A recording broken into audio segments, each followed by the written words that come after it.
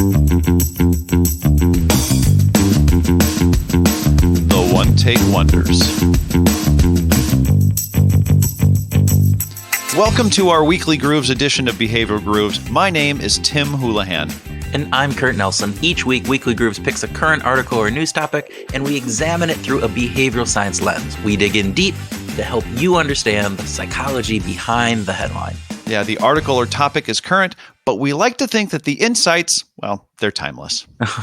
So over the past week or so, we've had some pretty good news with both Pfizer and Moderna stating that their vaccines are showing over 95% effective at stopping the virus. This is fantastic news, yet I'm a bit concerned. Oh, okay, Kurt, I'll bite, but why are you concerned if you said this is such a good thing?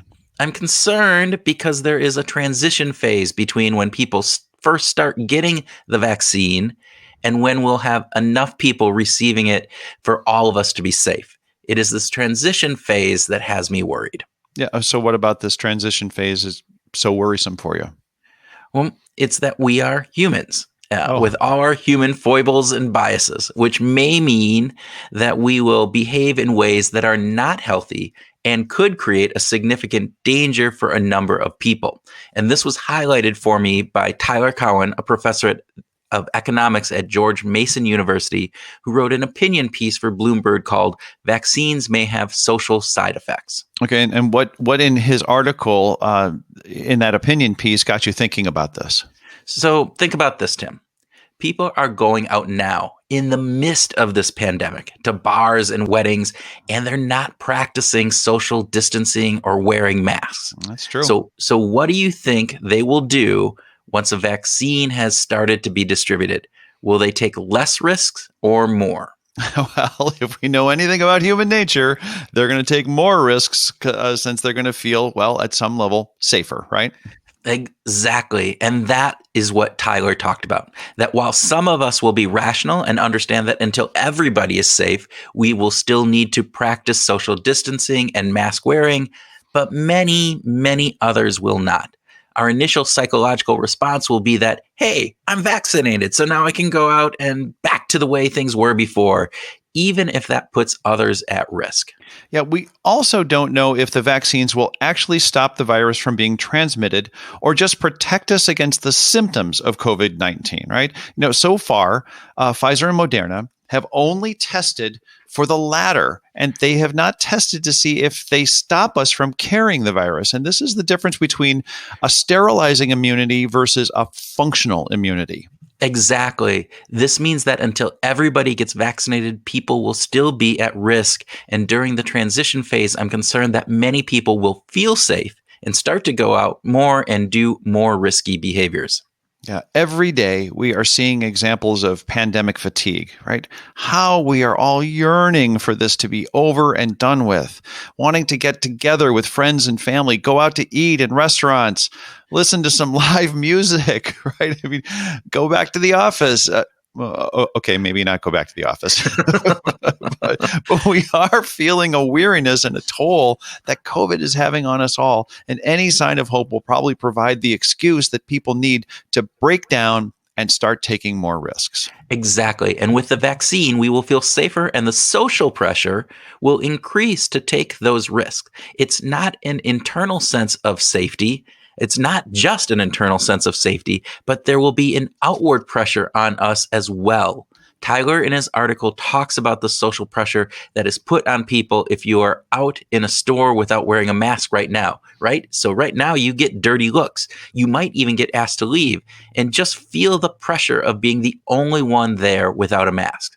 Now, what happens to that pressure when 20, 30, 40% of the population is vaccinated? Will people be taking off their masks? Will the social pressure still be there?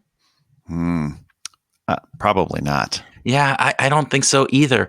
Also, the excuses that you have for not going out with your friends, they'll be weaker. As Tyler states in the article, what if 3 vaccinated family members or friends propose going to a movie with a 4th unvaccinated person? Will she so readily say no? Think about that. It will be more difficult to say no.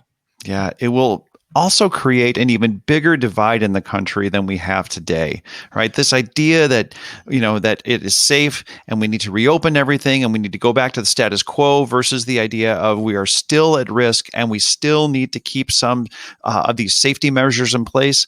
Oh man, this could again be seen as a very political thing that could just add fuel to the bipartisan fights that we're currently, being killed with right now. Right. And we haven't even talked about getting vaccinated itself. Right. That's another can of worms. There is a big anti-vaxxer contingent today. And at one point, I foolishly thought that maybe the severity of this pandemic would start to dispel that. But most of the polls out there have shown the opposite is happening, that many, many more people are saying that they won't take this vaccine, or at least they won't take it right away, and that they'll wait. Yeah. So obviously there is concern over how fast these vaccines have been made and if they have gone through the rigorous testing that's necessary to keep them safe. Now, it's worth noting that all the vaccines that are being brought forth right now have gone through all the safety protocols that have been in place for a long time. It's been expedited. Yeah, Tim, that's a great point. There is fear over these vaccines, much of it because of political distrust, but the facts remain. Both the Pfizer and Moderna vaccines are going through all of the clinical stages of testing. That being said, people are not always moved by rational explanation and they go with their gut. And their gut right now is being heavily influenced by messages from anti-vaxxers and political pundits, and it's just fear that this is so new. Yeah. Oh, man, isn't that true? So in the end, we may not have everybody get vaccinated, or at least the vaccination uptake may take longer than we think it's going to take. Yes. And in that long transition, we still need to be safe. Look, a vaccine is fantastic, and even having a portion of our population vaccinated is better than not having a vaccine. It will save thousands and thousands and thousands of lives.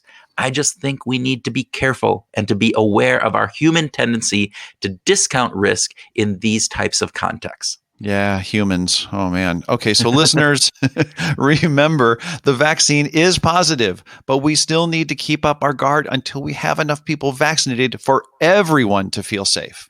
Remember, once you get vaccinated, you may feel like you can now whip off that mask and start reliving your old life, but you may need to wait just a bit. And you may not want to put undue pressure on your friends or family as well. Yeah. The vaccine is great news. We just need to be really, really smart about it.